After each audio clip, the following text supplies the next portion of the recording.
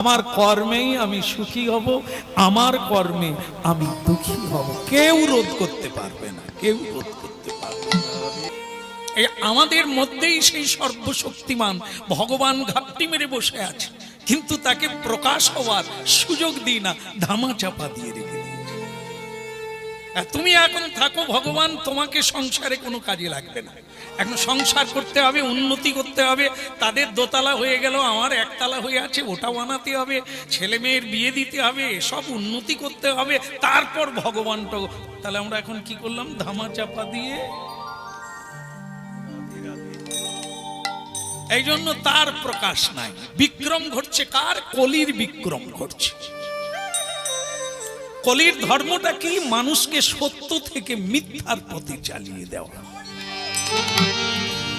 চোখ থাকবে দেখতে পাবে না, বুদ্ধি থাকবে বুঝতে পারবে না, বিবেক থাকবে বৈরাগ্য হবে না, কি করা উচিত বুঝতে পারবে না, কোথায় যাওয়া উচিত বুঝতে পারবে না, কার সঙ্গ করা উচিত বুঝতে পারবে না, কাকে মানা উচিত কাকে মানা উচিত নয় এটা বুঝতে পারে না। তার মধ্যে তার মানে কি দাঁড়ালো? তার মাথায় কোনো মেধা শক্তি নাই। ধৃতরাষ্ট্র অন্ধ ছিল, ভগবানকে চিনতে পারে না, শকুনিকে গুরু করল। সংসারে শকুনির অভাব নাই। হ্যাঁ, হরিনাম করে এত খরচা করে তুই কি করবি?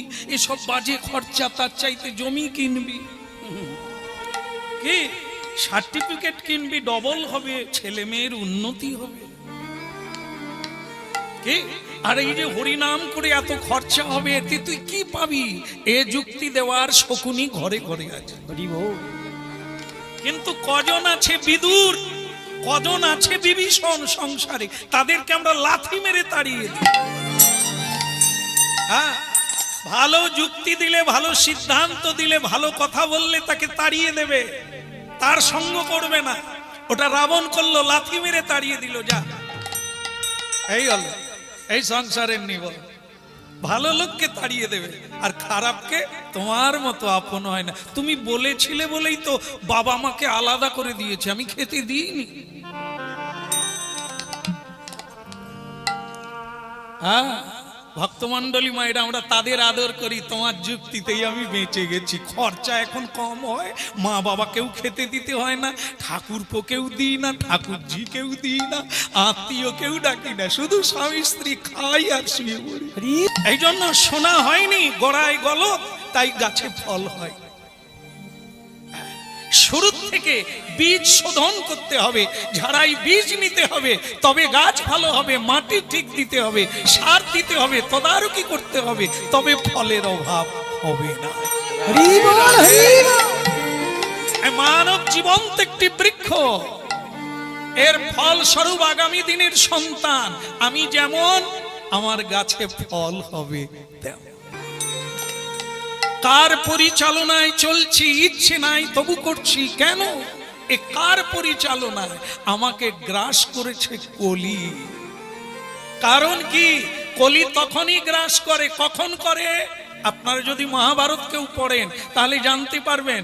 একজনা ছিল নল নামে, এক ধার্মিক রাজা ছিল নল। কলি তার ভেতরে প্রবেশ করবে, 13 বৎসর অপেক্ষা করেছে তার বাড়িতে, ঢোকার জায়গা পায় না। কেন? না সদাচার পালন করে। কলি শুধু সঙ্গে সঙ্গে ঘুরে বেড়াচ্ছে। একটা বার মিথ্যে কথা বললেই আমি ঢুকে যাব ভেতর। একবার যদি এঁঠো হাতটা না ধুয়ে কোনো জিনিসে হাত দেয়, তাহলে আমি ঢুকে যাব ওর ভেতর। প্রস্রাব করলো, বাথরুমে ঢুকলো, পা ধুইল না, তাহলে আমি ওর ভেতরে ঢুকে যাব, অপবিত্র জায়গাটা। সকালবেলা হরি ভজন করে না, গুরু মন্ত্র জপ করে না, তাহলে আমি ঢুকবো। 13 বৎসর অপেক্ষা করব, কোনো ছিদ্র পায় না, কোনো ঢোকার রাস্তা পায় না। কলি মানুষের ভেতরে ঢুকে তার ক্ষতি করবে, এর জায়গাটাই পায় না। সে ঢুকেছিল 13 বৎসর পরে। একদিন রাজা নল, হ্যাঁ, প্রস্রাব করে পা ধোয়ে না, হাত ধোয়ে না, পবিত্র হয় না, আচমন করে না, ঘরের মধ্যে ঢুকে গেছে। ব্যাস, কলি তাকে ধরলো, সর্বস্ব হারা করে ছাড়লো, ল্যাংটা করে ছাড়লো। পরনের কাপড়টা পর্যন্ত পাখি হয়ে কাপড় টেনে নিয়ে উড়ে নিয়ে চলে গেল।